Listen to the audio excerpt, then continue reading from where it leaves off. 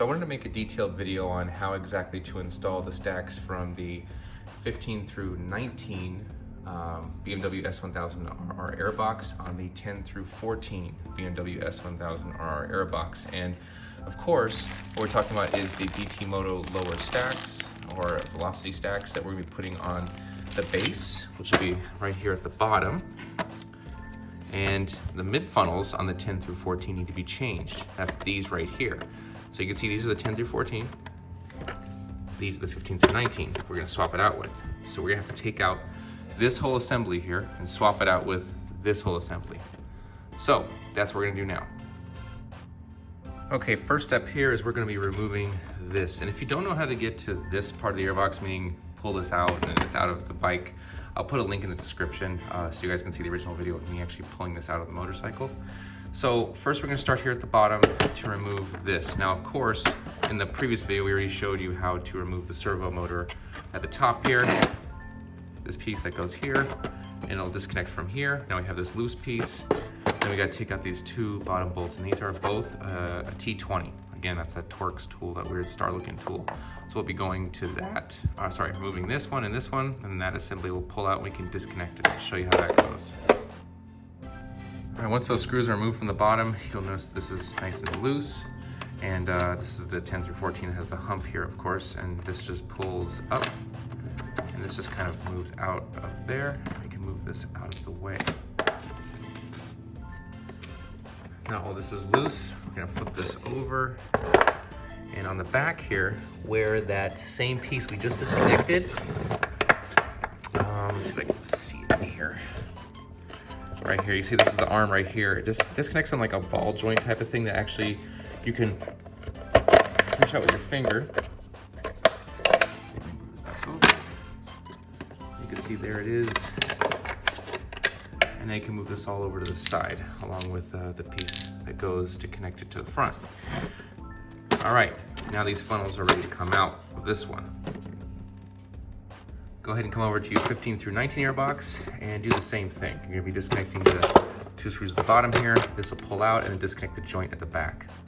And of course, you still should have the rubber funnels in here. You just kind of pull those out, get all those out too.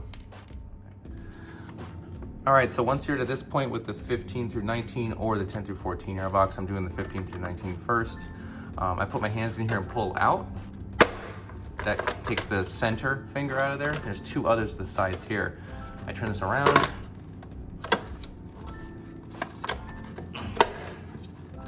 I pull from this way.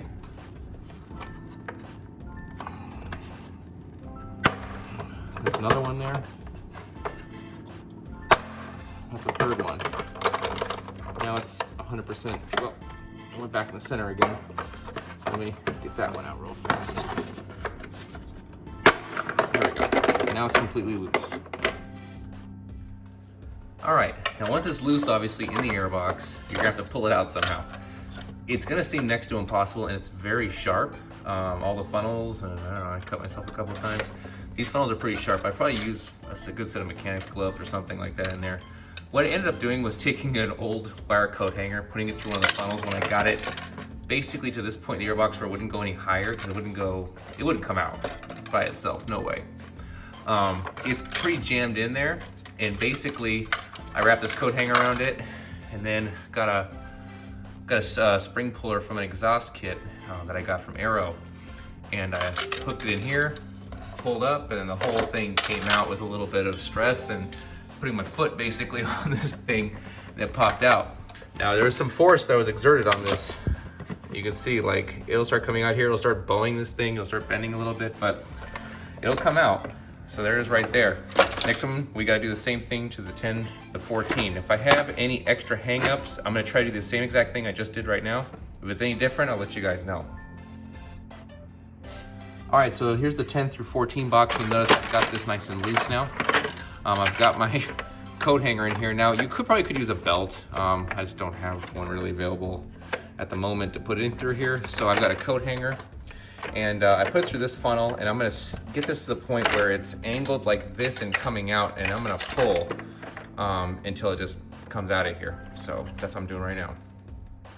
So now we're at this point here. I've got it angled and it's kind of jarred. You can see it's not moving really well. It's jarred up against the corner here. I'm just gonna take this, put it in here, and let's see what she does.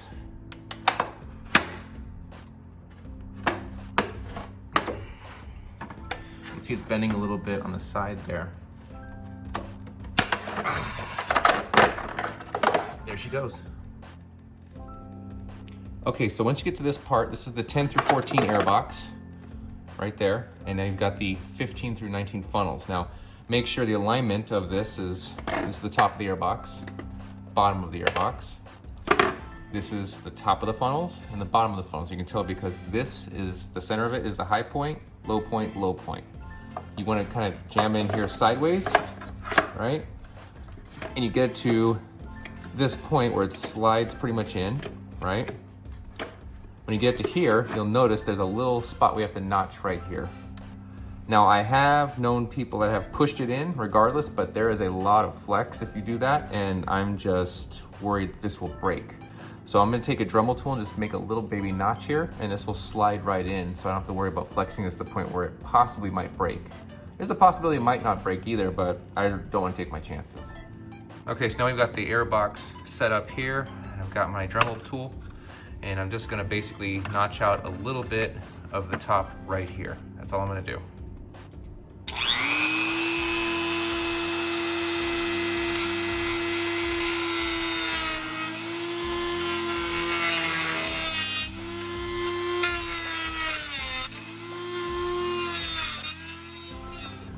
Okay, and now we cut that little notch out of there. It's just literally just a little notch I put in there. I still bent it a little bit, but I wanted to put the notch as little as possible. Now, the air filter itself goes all the way to this edge, so you don't have to worry about this piece right here being notched a little bit. And then of course, you can flatten it out with the Dremel. And I've already gone ahead and pushed the funnels back in here again. So all I gotta do now is connect the arms, one here, one there, one there, and then put everything back together as far as the this piece right here. Hold on. Make sure you install this piece back onto it, and then make sure you put the IET back in if you have that, and put the BT Moto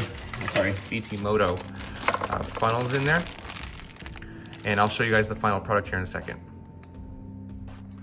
All right, now we're all back together, 100%. Got everything clicked in here. Should move it up and down just fine. I've got all of the BT Moto stacks in there. Let me see if I can move this out of the way so you can see them down there.